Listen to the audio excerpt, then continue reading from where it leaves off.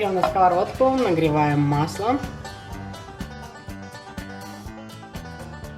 Отправляем картошечку и зажариваем до золотистой корочки. Итак, посмотрите, какая румяная и красивая картошечка получается. Она уже практически готова. Внутри мягенькая, снаружи такая вот, видите, золотистая.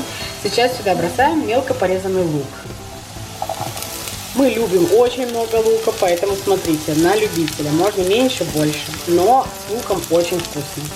И следующий этап, добавляем томатную пасту. У меня это турецкая такая томатная паста, она очень концентрированная и соленая. Вы же смотрите по своей, ваша может быть пореже и не такой соленый, поэтому соль и перец будем добавлять еще по вкусу. Сейчас добавляю пасту. Хорошенечко перемешала, попробовала, сейчас не хватает соли, поэтому солю еще. И если уже все готово, можно выключать. И, друзья, последний штрих – это зелень. Я уже все выключила. И сейчас добавляю мелко порубленную зелень. Это может быть петрушка, кинза, укроп, зеленый лук. В общем, как вам нравится, что у вас есть под рукой. Также добавляем любимые специи вместе с солью на вкус. И, в общем, все практически готово. Хотите, можете сюда сейчас вбить яйцо или просто вот так завтракать. Приятного аппетита! Надеюсь, что этот простой, быстрый и очень вкусный рецепт вам понравился. Если это так, то вы знаете, что нужно делать.